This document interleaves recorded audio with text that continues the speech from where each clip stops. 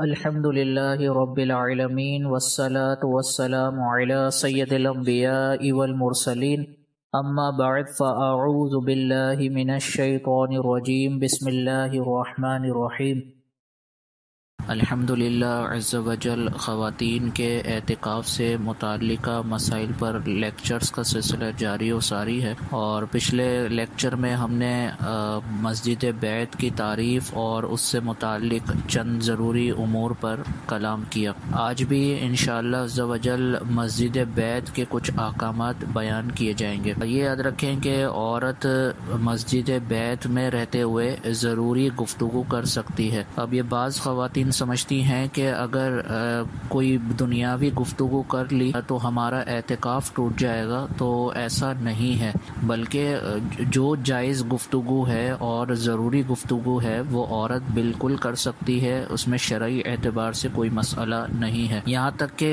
بعض خواتین ایسا بھی کرتی ہیں کہ اپنے پاس کاغذ اور پین رکھتی ہیں، اور جب ان کو کچھ چاہیے ہوتا ہے، کچھ ضرورت ہوتی ہے، تو وہ پیپر پہ لکھ کے اپنے گھر والوں کو دیتی ہیں، اور ان کے ذہن میں یہی مسئلہ ہوتا ہے کہ اگر ہم نے اس موقع پر گفتگو کر لی تو ہمارا شاید اعتکاف ٹوٹ جائے گا یا اعتکاف پہ کوئی فرق پڑے گا۔ تو ایسا بالکل بھی نہیں ہے۔ اگر عورت ضروری بات چیت کرنا چاہے تو وہ بالکل کر سکتی ہے، اس سے اعتکاف پر کوئی فرق نہیں پڑے گا۔ دوسرا یاد رکھیں کہ عورت کے لیے دوران اعتکاف موبائل کا جائز استعمال کرنا بالکل جائز ہے۔ مثال کے طور پر اگر اس کو موبائل پر کوئی علم دین حاصل کرنے کا کوئی کام کرنا ہے تو وہ بالکل کر سکتی ہے۔ موبائل کا جو ناجائز استعمال ہے وہ تو اعتکاف کے علاوہ بھی منع ہے، اور جائز استعمال اعتکاف کے دوران بالکل کر سکتی ہے۔ اگر کوئی ضروری کسی سے بات چیت کرنی ہے اور موبائل کا استعمال کرنا ہو تو بالکل کر سکتی ہے، اس سے اس کے اعتکاف پر کوئی فرق نہیں پڑے گا۔ اور ایک انتہائی اہم مسئلہ سماعت فرمائیں کہ عورت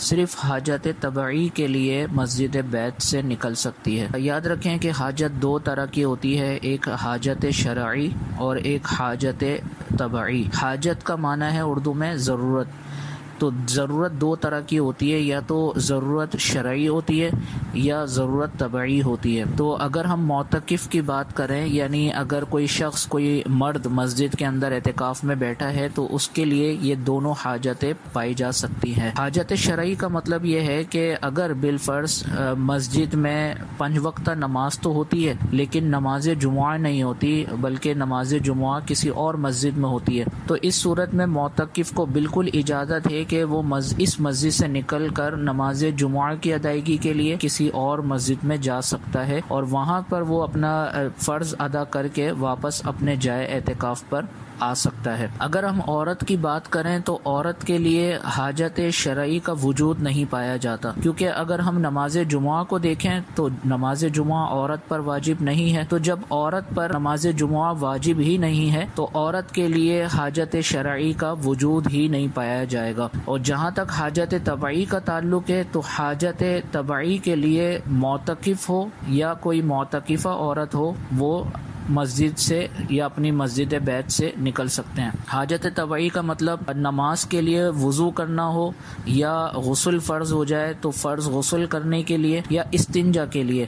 یہ وہ ضرورت ہے کہ جس کی بنیاد پر عورت ہو یا مرد یہ اپنے جائے اعتکاف سے نکل سکتے ہیں۔ تو عورت کے لیے دوبارہ یہ سماعت کر لیں کہ اگر عورت مسجد بیت میں ہے اور وہ ان 3 مقاصد میں سے کسی مقصد کے لیے نکلتی ہے تو مسجد بیت سے نکلنے کے باوجود اس کا اعتکاف نہیں ٹوٹے گا۔ وہ 3 ضرورتیں کیا کیا ہیں؟ ایک وضو ہے، دوسرا فرض غسل ہے، اور تیسرا استنجا ہے۔ تو یہ 3 چیزیں ایسی ہیں کہ جن کے لیے عورت اگر نکلے گی تو اس کے اعتکاف پر کوئی فرق نہیں پڑے گا۔ ان 3 کے علاوہ اگر کسی اور مقصد کے لیے مسجد بیت سے عورت نکلتی ہے تو اس کا اعتکاف ٹوٹ جائے گا۔ اب اگر آپ غور کریں تو میں نے فرض غسل کا لفظ استعمال کیا، تو اس سے معلوم ہوا کہ عورت پر اگر غسل فرض ہو جائے تو صرف اس صورت میں غسل کرنے کے لیے وہ مسجد بیت سے نکل سکتی ہے. محض ٹھنڈک حاصل کرنے کے لیے اگر وہ غسل کرنے کے لیے مسجد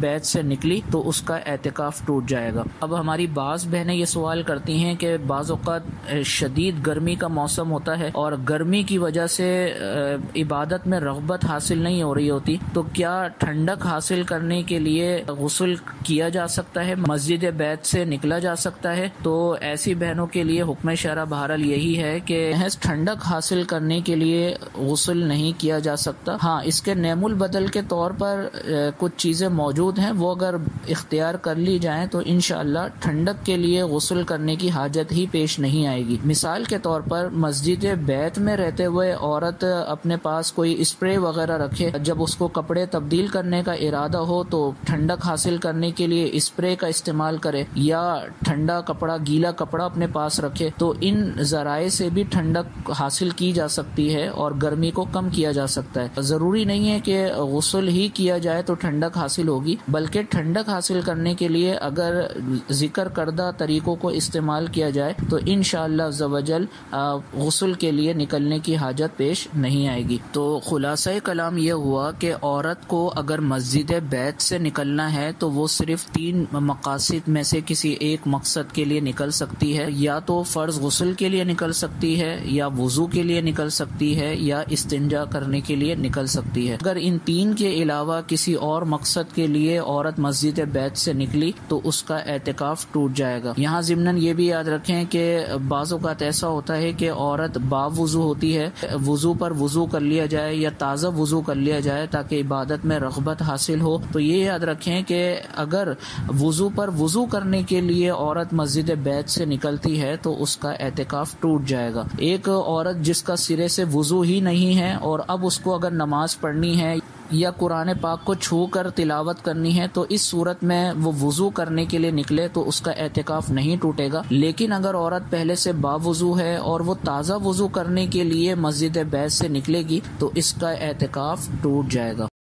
تو یہ مسجد بیت سے تعلق رکھنے والے چند ضروری مسائل تھے. امید ہے کہ آپ کو اچھے طریقے سے سمجھ میں آ گئے ہوں گے. تو اللہ عز و جل کی بارگاہ میں دعا ہے کہ جو آج مسائل ہم نے مسجد بیت سے متعلق پڑھے ان کو محفوظ رکھنے کی توفیق عطا فرمائے اور ان کو اچھے طریقے سے سمجھ کر دوسروں تک پہنچانے کی توفیق عطا فرمائے.